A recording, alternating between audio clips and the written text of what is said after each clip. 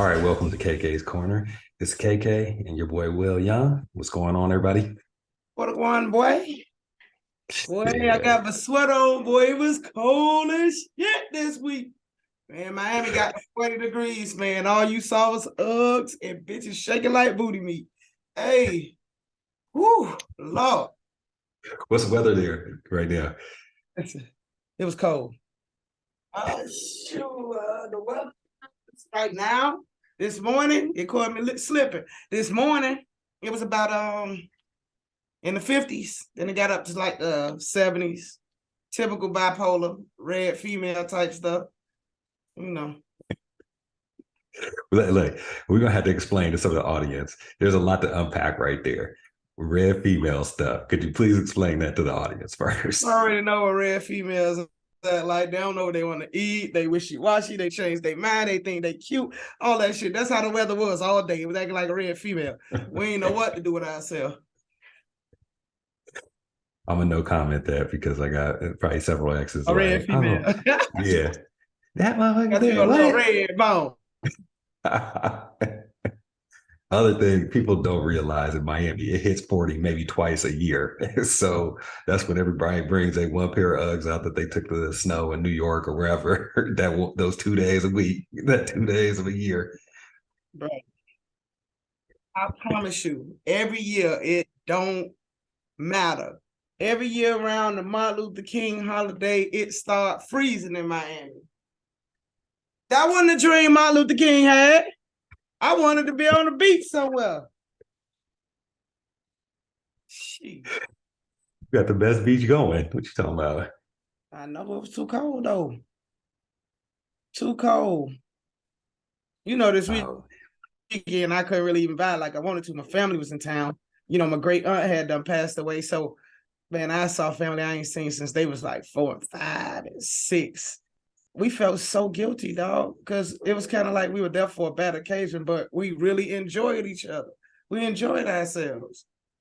we were having that conversation. You and I were having that conversation 2, 3 weeks ago, talking about just how you hate it's an event when somebody passes, but it's like you don't get to see those people ever. So it's like it's sad the reason, but it's a Yeah. turn up because every wild cousin, like you said, that you ain't seen since you're 4 or 5 years old is out. Right. So what y'all get into? Yep. What y'all end up getting into? Um, you know, Friday night we had to wait. Saturday the funeral and the repast, and I found out one of my cousin's birthday was on Sunday. So I had done called my boy Jimmy over at the cave. I set up a little brunch. You know, all my male cousins, all they were worrying about was football. So in there, they got about 20 big TVs in there. Sexy, whatever, nice R&B music, food fire, drinks fire. We went in there, man, after, it's kind of like after 4 pitchers of mimosas, everybody was on their head. I was like, oh my God. Then we had done went and got the little bottle and started taking shots. So it was Where'd y'all crazy. go? What We spot? went to this place called a cave. The cave. It's in Miami. No, you got to look that one up, man. They got food. The ambiance is excellent. They got, you can't really smoke in the joint. They got like a cigar room in the back with a good where they take all the little smoke out, so you don't leave there smelling like smoke or nothing like that. Man, it's fire, man. I love it. It's great. So where did everybody come from? Where were a lot of the fans from? I got family in Tallahassee, Atlanta, Texas, Every black person Jacksonville. got Yeah, people in they Atlanta. everywhere, because most of my family on my mother's side is in the military. So, you know, they be everywhere. When you don't see them, that's because they was traveling with their parents and, you know, they got stuck into the military life. But shoot, after this weekend, half of them talking about, hey man, we coming back home. I say, nah, stay where you at. Cost of living too high down here. But yeah, we supposed to be booking a little, you know, family cruise this summer. I'm gonna give y'all the real deal on the cruise. That's what I miss. Like when I was young, the I'm gonna family get the reunions. high. That's We what I never miss. Those had a little. we Oh, never y'all had didn't? a family reunion with this side, and they trying to get me to spearhead it. So I'm gonna start with the cruise, and once I get everybody on the cruise, then we'll do something on the land the next year. But the cruise is easy because everybody just come out their pocket probably $300, jump on the boat, eat free, drink, vibe, have a good time, and that's what I'm looking forward to. All right, what you got to tell me? What cruise liners do you mess with, and what don't you mess with? Because Miami is a specific. People understand the cruises a little bit more. You might need to dial some people in on who not to mess with. Like I can't remember. I took one. I took well, my crazy ex when I was at She took me to the Bahamas once, and it was an overnight cruise. It was hood as shit. It was choppy. I felt like I was going back to Africa in the hole. And Well, your badge probably was on the Valeria, one of them old fast mini cruises. But nah, I always start new cruises out on the fun ship. I always start with Carnival. Reason I start out with Carnival is because they got a club every night. They got good DJs. They got food 24/7, pools, jacuzzis, adult pools. They got the fire casino. And then, it's just a fun ship. When you try and be all bougie, you just change and go to other stuff like you go to Virgin, you go to Norwegian, stuff like that. But when you got a family of maybe 50 trying to slide, you want to get the best deal you can and put everybody on something everybody enjoy. My family hood, dog. We hood. We turn up for no reason. You got to have those clubs, and the food's got to be a little decent, and it's got to be decent on the drink prices. Because if you don't get that all inclusive stuff, the drink prices that's what be killing you. And I like to gamble a little bit. I like to put my money on the table, little blackjack. It is. Give me a little blackjack. I'll be back. Yep.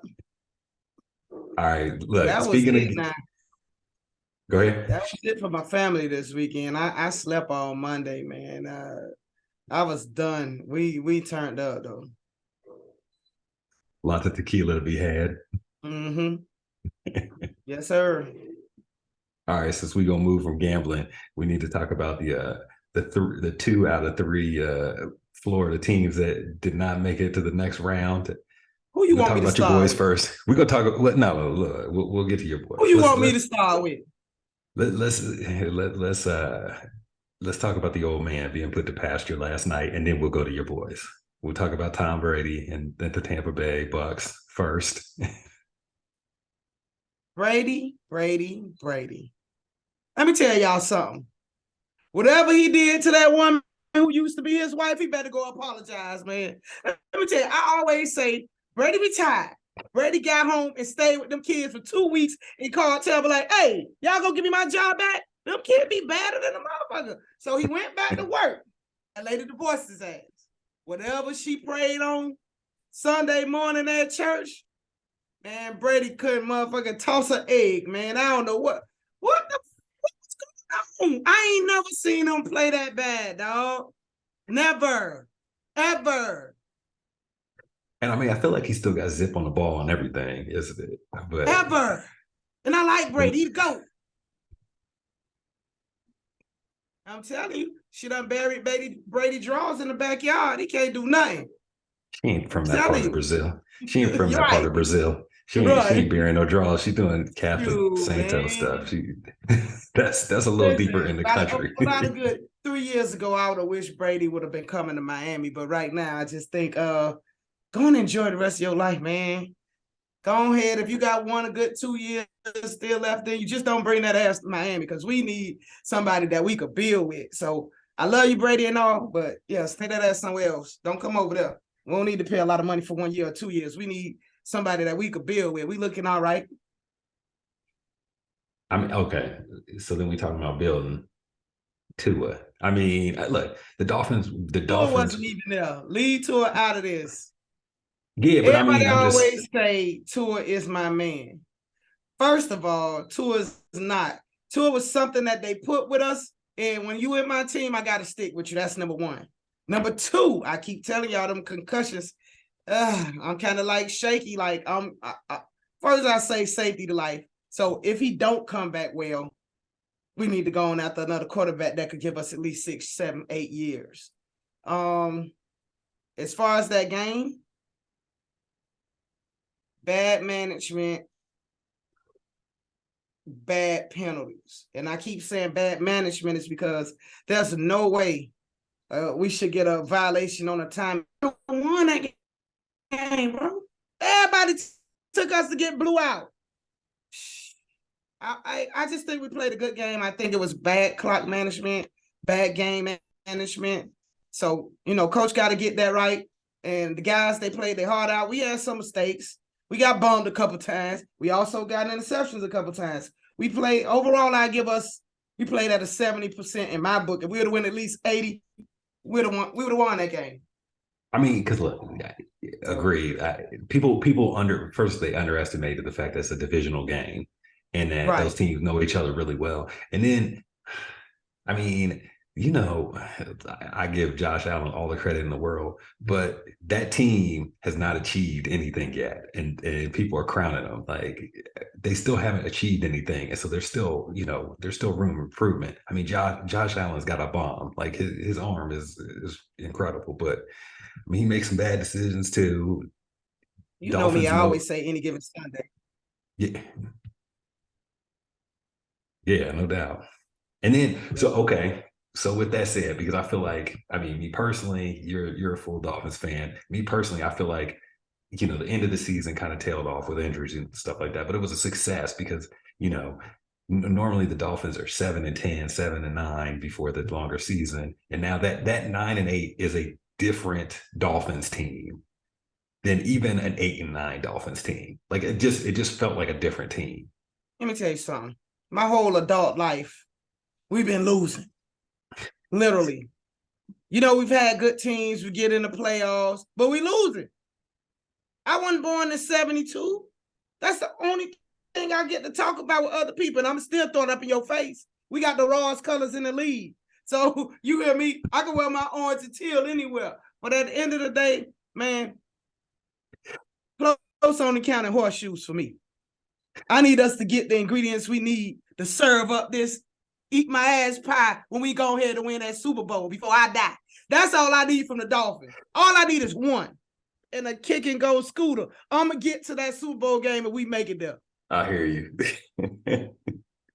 It's going to be a hoverboard trying to get to the goddamn Super Bowl game. I don't care. So, okay. So, I mean, look, I don't want to, but what's the 6-7 year quarterback move that you make then? Because you don't have a top, like, you can't really necessarily start from the bottom. I mean, like, you can't just get a rookie and want to use up, these great receivers and kind of the offense, that kind of firepower. You can't just bring a rookie in unless you just hit a random. Man, y'all could have wrote that Christmas note out real fast, said whatever you wanted to say, it would have been over. So I'm going to say that first and foremost. Now, the second thing is we could probably afford Carr, stability, we just need somebody that know how to throw and know how to manage a game. I think we got a system in place where we got two of the fastest receivers out there. We got a running back. Our O-line, when you take them boys out to eat, they play better. That's all I can tell you. But other than that, we just need somebody that can manage a game for us. That's it. I mean, I honestly, I don't dislike the Carr idea. I think that's not. I didn't even think about that. But, like, if you're going to have a big arm, they're going to throw a couple picks. But he has the receivers that could cover up some of the ills. And, I mean, they're just consistently improving. So I mean, you can, like, you're going to take a shot. If you got Tyreek Hill running down, you're going to take a shot. Like, sometimes it's going to get picked or, might be a little underthrown or whatever, but you got to take those shots or else. What are you doing? Why do you have this beast? We got the ingredients. We just got to find a quarterback that that's not as fragile because, like I said, Tua probably got one more concussion to go, and he's small, and I would hate to see him, go out like that. So I just say, let's find us a quarterback that is a stronger, even somebody that they could challenge each other and push each other for the starting position. Like, for me, let's go. It's time to go. No hard feelings. We at a state where, not that we want to win right now, but we want to build something that we can continuously beat in a hunt for years to come. I'm tired of fucking losing. And I will say, like, you know, when we were growing up, it's like they'll give those teams 3-4 years to kind of build up. But now it's like you know, I mean, every media talks about this. It's I need it now. You know, if you have, especially with these kind of pieces in place, you can't wait and try to see what they develop into. People get old. There's enough people out there. You need to find that person that can get them the ball now. All right. Perfect example. Jacksonville. It took Trevor Lawrence how long to get acclimated to their system and get it right? They already had pieces in place. They already had the ingredients. Once you get him settled in, you know, they probably was, I ain't gonna say luck, man. I ain't gonna even say luck. You can't be up by that much and still lose a game for the team they played. That's number one. The Chargers suck one this weekend. But I mean, that's half the time. At the end of the day, they look way better than they looked last year. I can't say that loud. You in LA? No, you good. No, I'm fine. Oh, okay. I'm about to say, hey, no, I'm about to say, I thought somebody in that over there was a Chargers fan, and I was like, tell him come here.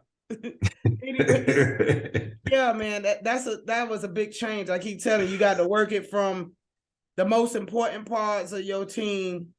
It's the offensive line and protecting whoever you bring in. But if you bring in a quarterback that's young and special, that you have to take time to get them into that system, once they're in that system, man, and you got all the ingredients around that. Hey, look, Dallas quarterback when Dak was out did good. Who the other quarterback? It's a backup quarterback. What's that other team? The dude done won all them games. I forgot. Oh my goodness, young boy. I go out for the 49ers, starts with the J. Yeah. Slipping my mind. Man, 49ers look like a whole different ball club on the offensive side. Their defense was already bomb, so you already know. And one of the things they got Jordy, something like that. What I saw one of the things they're talking about now is because people in college play, so they're there such a short time. You might get a year to start, 2 years to start, but because he had such a long time to start at, I think it was Iowa State, that those kind of game reps really translate more to your comfortability, especially being in these kind of big places, which I thought was kind of an interesting point. But he's been balling. Well, he's been balling. A lot of people are just like, some people are just naturally talented, like I say, it depends on how you coached and how you work out and what you do in that off season.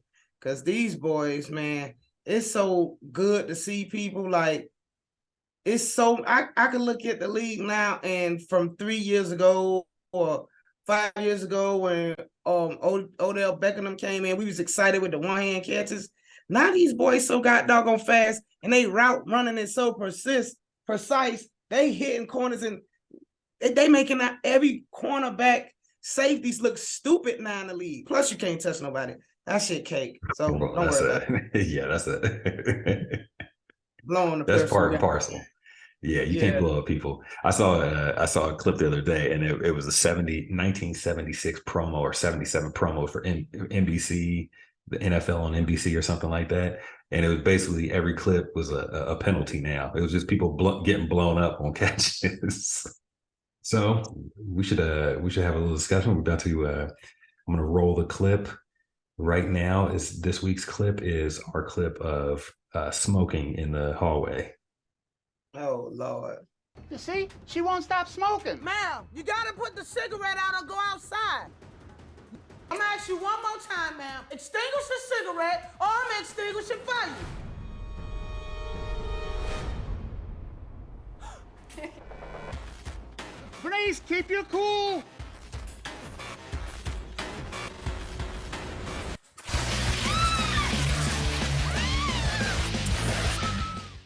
All right. So I remember that day pretty clear. People, before you talk about it, what people don't understand about working at Tremont is a carbon monoxide filled small space with dirty old cars. Yeah, with dirty old cars. So we're already breathing all these fumes, everything. Like, and then it's a tight space. What people don't realize, we got the camera operators, we got audio, you know, y'all, everybody working in the place, other people that aren't on the television show that work in the space as well, going in and out. And then there's, shout out to Calvin, there's Cal that was working out in the yard. But it's like, there's so many people, there's so much movement in there, and then this chick gonna come in and start smoking, because Miami. So I'll let you. I was going through my woosah moment at the time. I was trying to be a better me. I was going to therapy. I was being nicer. I asked her nicely to put out her cigarette. It was either me going to slap the shit out of her mouth or me getting a fire extinguisher. So you already know what happened. That was the better part of me during that time. Yeah, I mean, you got to work. You can't slap somebody everywhere, every job. Everybody be wanting to test your gangster. I'd be like, man, just can't be an easy day over here. Whether you're on the truck or in the yard, you're going to get tried. Plus, look, everybody trying to test their own gangster from their own towns in Miami. Everybody bringing that shit. It's all... Yeah, man, listen, all I tell them is it be so many things. Like when people ask me questions about what happened on this episode or what happened there, what happened here, when the cameras ain't on, it get even crazier. You know what I'm saying? So it just be weird because when they talk about things that happen with us, I be sitting there trying to remember because everybody have their view of what's their favorite. But that was like one of the moments I think I had done messed my leg up or something like that, and she still had that thing on. I don't even remember that. I was like, oh my God. That's what, talking about that, that's what I miss after. One of the things I miss after is like the after sessions where people, after the cruise finished, when y'all done working, it's like, people might have a drink, people might burn one, and everybody just chills, roast each other, just... Yeah, it'd be long just days. a family. They don't understand we smoking these fumes in this tow yard for like 12 to 15 hours. People be like, oh, right. y'all just be chilling. No, we film all damn day. Right. Sometimes it be 18 hours. They don't understand, man. Everybody be sleeping in tow trucks, sleeping on the floor, sleeping on anything. It was hard, man, but it was fun. It was fun because we get to work with a lot of people that we really, really like and really like to work with. So that whole experience, especially during the earlier times, I didn't really know a lot of people during the earlier times when I first got hired up. So I was to myself. I used to, sleep in the cars and sleep in the trucks all the time by myself. Didn't really talk to nobody. But once I started to know everybody, man, we was turned up. Sleep who? With that said, we haven't got somebody to submit what they want to see next week. But with that said, I think I'm going to recall something and some of the clips from when we went to Key West. So what you want to see? Because next week we need to talk Key West. Next week, because if we're going to talk about, if we're going to talk about it going down after we finish filming in Key West, it went down. Right. So yeah, man, make sure y'all continue to stay locked in KK's Corner. This your girl, KK, aka Bernice. Hey, listen, we're gonna keep it funky, keep it fresh, talk about everything that's going on. Everybody else who posted my stuff, that ain't me, baby. I'm right here in the flesh. Thank you, everybody. We'll see you next week.